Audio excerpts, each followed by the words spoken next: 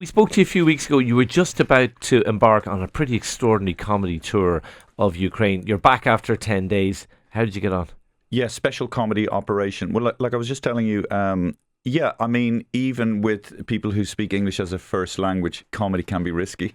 And so there were a few moments in some of these towns, like one in particular, a town called Ivano-Frankivsk. Hard town to say, hard town to pronounce. And, I'm on stage and I was thinking, because I was trying so much. You see, that's the other thing. You need to have well worked out ideas to do a successful comedy show. So I was trying out this idea because every day in the media you hear Emmanuel Macron is talking to Vladimir Putin, and I'm thinking, what are those conversations like? And so I was trying to say this to the audience, and I was saying, does Macron think he's so sexy that he can seduce Putin out of Ukraine? Oh, Vladimir, bonjour. And so I think they missed the word seduce. Or they missed certain words, the and nuances, so they don't know what I'm talking about. But then I started doing impressions of Putin going, and freaking out, and then they were laughing at that. Thank God. I said, Putin is a name you can say very easily while spitting. That went down well. That went down great. So any anti-Russian stuff was. Are you glad you did it? Yeah, I did. But like I said, when I was there on certain occasions on stage, because, Brendan O'Connor jokingly said, Dave, haven't they suffered enough? Why are you going over? And there was a little element of that. You're on stage and you're thinking, I did not think this through. I should not be here because people are just staring at you. But look, it was just very simple. To the small amounts of people we performed to, a lot of people did come up and say, thanks for coming over and we appreciate your support. And that's it. Yeah.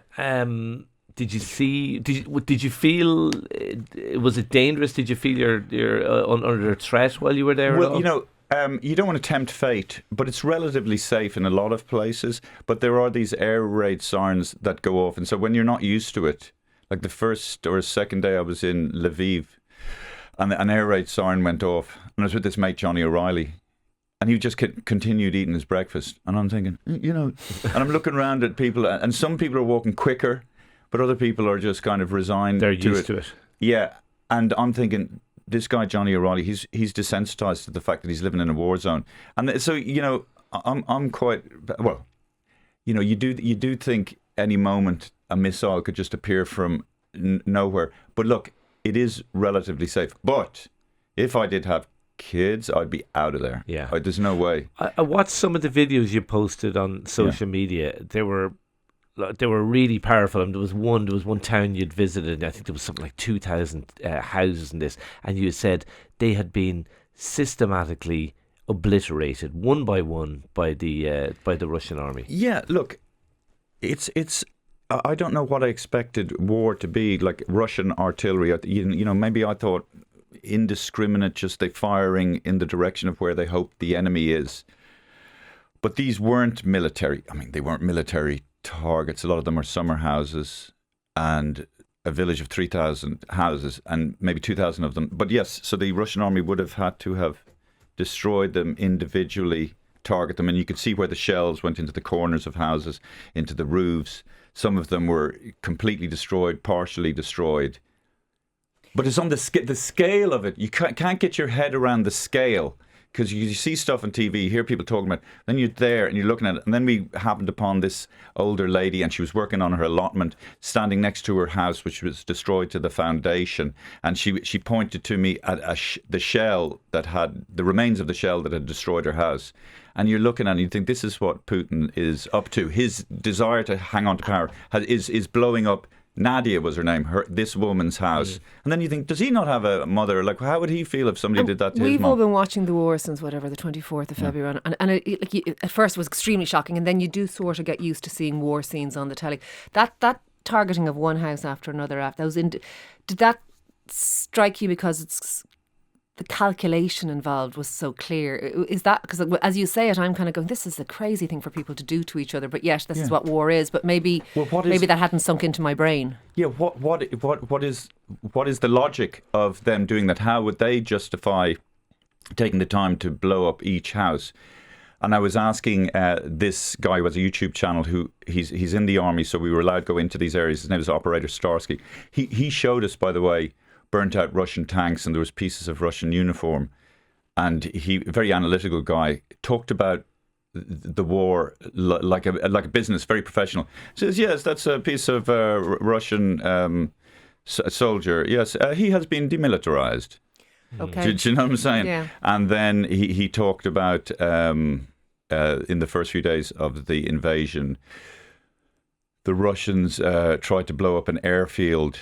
I think it was near Bucha, and he took us to this place, and he said that like the top Russian special forces had been landed in this area, and then the Ukrainian airborne got there as well. And then he said, fun fact, they were all killed, all the Russian, so... But and then, gallows humour during war, I'm sure, is a thing. Then I'm asking him, like, how did that happen? So the Ukrainian airborne division, he described they hunted and killed these guys all night, 200 Ukrainian soldiers. So it's and then the stuff going on in Bucha, the war crimes, it's beyond imagination. It's butchery on a scale that you can't imagine. Your admiration for the Ukrainian people comes through in those videos. I'm curious though, and maybe this is an impossible question to answer. Did it change you as a person? Did it change you as a comedian? No, I mean, look, I'm an outsider. It's not. I mean, but I guess maybe because my ex-missus is from Poland, so my kids are half Polish, half Irish, so I do feel a little bit connected. But also, Ukrainians are great people. Iraqis are great people. Iranians, Yemenis, people from Syria. Most people are really great, and it's terrible when people... Russian people are... Russian people are fantastic, and most people, anyway...